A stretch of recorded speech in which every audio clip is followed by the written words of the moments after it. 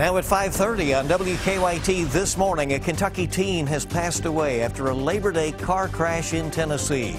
Also, we're learning more about the cases surrounding a Lexington man charged with several violent crimes. And sad news in the world of baseball. Legendary New York Yankees catcher Yogi Berra has passed away at the age of 90. Tracking, alerting, protecting. This is WKYT This Morning. Good morning to you and welcome in. It is Wednesday, hump day, and the first day of fall. I'm Bill Bryant. And I'm Rebecca Smith. Hopefully we'll eventually start feeling like fall, but it's a little warm out there. And you know, we've had a nice preview too. Yeah. With all the nice sunshine. Beautiful colors are already on display out there. Let's check in with meteorologist Micah Harris as he checks on weather for us. Good morning. Hey, good morning. Yeah, it is getting a little warmer today. The past couple of days have been the same temperature, so if you're in the shade, it kind of feels cool. If you're in the sunshine, well, it feels a little warmer, so just logical there. 61 degrees there in Corbin, 56 in Lexington. You can see Jackson there in the lower 60s too. Now, as we go throughout the day, we'll finish off right there in the lower 80s. So it's going to be a little bit warmer today and for tomorrow too, and that typically means a little rain in your forecast. I'll show you that Friday and Saturday. It doesn't look great, but it doesn't look too bad. It's coming up in a few minutes. Okay, look for those details in just a bit. Thank you. Yeah, we have some breaking news. Overnight, we've learned that baseball legend and former New York Yankee Yogi Berra has passed away. The museum that is dedicated to him has released a statement overnight saying the 90-year-old died late last night. The catcher was a 15-time All-Star player and a Hall of Famer. And while he was known for his skills on the diamond, he was also known for many of his very witty quotes. It was Yogi Berra who said, "You can observe a lot by just watching. It ain't over till it's over." It's deja vu all over again. Some of those famous sayings from Berra's quotes, known as Yogiisms, made him one of the most quoted Americans since Mark Twain. Again, Yogi Berra has passed away overnight at the age of 90. Well, our time is 5:32, and new this morning, we have this story. We have learned that a Lincoln County teenager injured in a Labor Day crash in Tennessee has passed away. Lincoln County Public Schools posted on its Facebook page that 18-year-old Ricardo Nunez died yesterday. WKYT's Mark Barber is live from Lincoln County High School in Stanford, where Nunez was a student. Mark, good morning. Good morning, Bill and Rebecca. Lincoln County school leaders say that they are bringing in a crisis response team today here to Lincoln County High School to help the students and friends of the student who died grieve today in peace. They say that this student, an 18-year-old senior here at the high school, Ricardo Nunez, died yesterday after he was injured in a crash on September 7th in Knoxville, Tennessee. Now, we're learning more about what happened on that Labor Day crash this morning. Knoxville police are telling us that a Toyota Camry was heading east on I-640 when it ran off the road and hit a utility pole. The car flipped several times. There were 3 teenagers in the back seat of that car, we're told, one of them being 18-year-old Ricardo Nunez. Investigators say all 3 were thrown from the car. One of them was found 100 feet away from the vehicle. That police say that the driver and front seat passenger were both wearing seatbelts and they did not get ejected from that vehicle. Now, the Lincoln County High School says that they are grieving along with the rest of their students and staff at the passing of this student. Again, he died yesterday afternoon, that 18-year-old Ricardo Nunez. They're now asking everyone to keep Nunez's family and friends in their thoughts and prayers today. Live in Lincoln County, Mark Barber, WKYT. All right, thank you so much, Mark. A community in Montgomery County is rallying around a teenager who was seriously hurt in a car crash. 16-year-old Aaron Williams was critically injured when his car crashed this weekend in Bath County. Later today, his friends and loved ones will be selling T-shirts with his baseball number on them at Fusion Fitness. They say donations will go straight to Aaron's family. Last night, hundreds gathered for a prayer vigil at the Montgomery County High School football field. His family says he is starting to show signs of progress. We had some bad news. Everybody stopped and prayed. The next thing we know, we got good news. He gave a thumbs up. Well, on Friday, there will be a benefit dinner for Aaron's family at Jefferson Community Park. We're learning more this morning about a man who was charged with 2 counts of attempted murder. In addition, 27-year-old Adam Duff is charged with arson, wanton endangerment, and robbery. Authorities say he set fire to a home and later shot a man during a poker game. WKYT's Michelle Chamberlain is joining us from District Court with new details about the cases. Michelle, good morning. Yeah, we've learned that Adam Duff was on parole when he was arrested yesterday, and today he'll be in court on several charges, including attempted murder, robbery, and arson. Now, that arson charge stems from this past Friday when Duff is accused of setting a home on Leestown Road on fire. Court documents say that Duff knew Stephanie Keene, the caregiver of Clarence Woodrum. Now, Woodrum is the owner of that home. Documents say that Keene and Duff were arguing when she ran upstairs and locked herself in a bedroom with wheelchair-bound Woodrum. Duff tried to kick down the door before yelling that he was going to set the house on fire. A few moments later, he did just that. Keene says that she jumped from the balcony and waved down several people who were able to help Woodrum escape his burning home. Woodrum's home was destroyed. I don't know how I'm going to come out of this. I don't know. I ain't got no home, won't have one when we get done. It's gutted in there. Duff is charged with attempted murder in the arson case as well as wanton endangerment, as a firefighter was sent to the hospital from injuries sustained during efforts to put out the fire.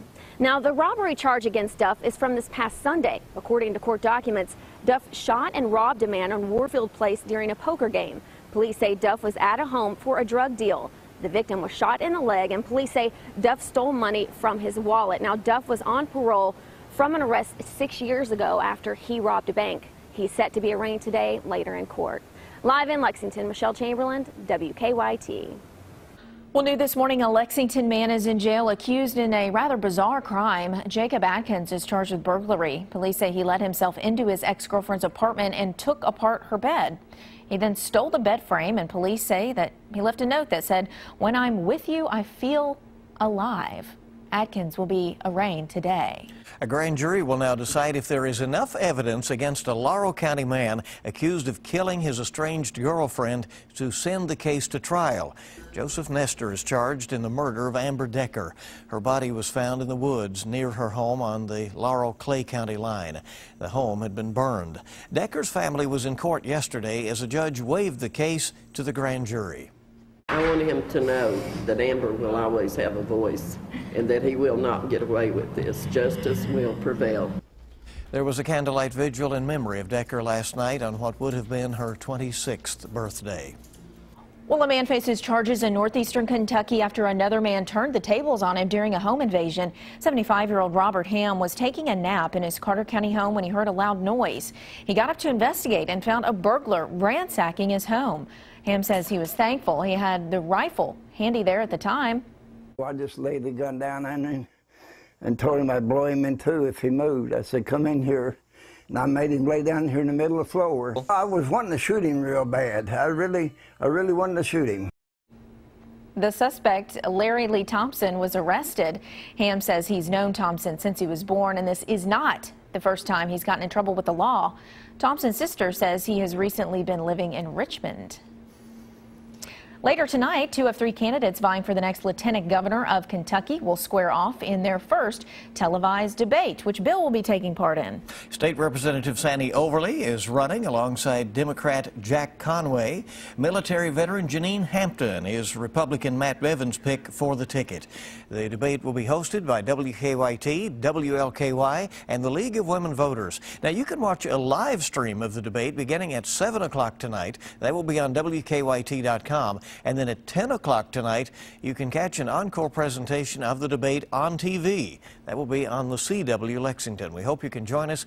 We have lots of questions, looking for good answers from the candidates tonight. Well, police have arrested a man who they say stole several hemp plants. Danville police arrested Timothy Preston after being called to the Walmart parking lot for a report of 2 men selling marijuana out of a truck. Police say the plants were stolen from a legal hemp grow on private property. Preston is facing several charges, including receiving stolen property. Police say the other man was not involved in the theft. Deputies arrested a man after they say he made meth near a homeless shelter. The Whitley County Sheriff's Office says that 50-year-old Bobby Strunk had 3 one-step meth labs around him when they found him behind Williamsburg's homeless shelter. They say he lived at the shelter. They found meth when they checked his room. State police disposed of the labs. Strunk was taken to jail. Ashland Incorporated plans to spin off its Valvoline oil unit. Business Lexington reports the move will create 2 separate publicly traded companies. The separation plans are expected to be complete in a year. Ashland is based in Covington, while Valvoline has been in Lexington for more than 30 years. Well, the company that sparked backlash for raising the price of a drug used to treat a deadly parasitic infection says it will roll back some of the increase. Turing Pharmaceuticals raised the price of the drug called Daraprim from $13.50. That's how much it costs, about $13 a pill, to $750 a pill. That's a 5,000% increase. The company's CEO said he didn't think the price hike was excessive. Well, it depends on how you define so drastically, because the drug was unprofitable at the former price. So any company selling it would be losing money. And at this price, it's a reasonable profit, not excessive at all.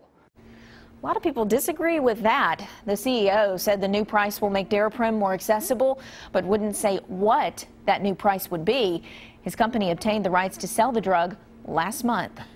Apparently well beyond the tipping point for folks. You ought to check out our website, WKYT.com, and look at the web poll on that one for the responses.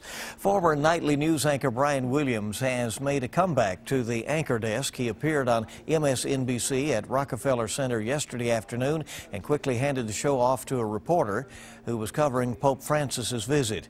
Williams fell from grace earlier this year after exaggerating a series of stories. According to a spokeswoman, he won't be appearing at all on the main network during the Pope's visit to this country.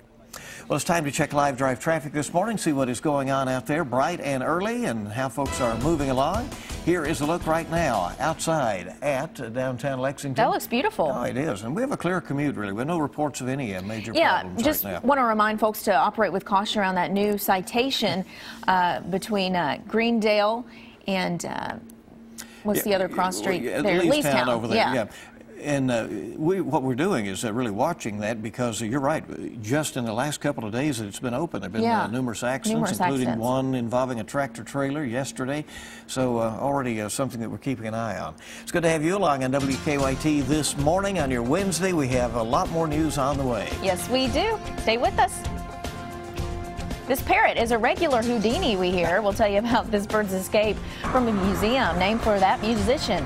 Or magician. Maybe he was a musician too. And we're looking outside. First Alert Defender live radar. Things are looking good this morning. We are going to be watching over toward the east as we go throughout the next couple of days. That's where some rain is going to be coming from. I'll have that coming up next.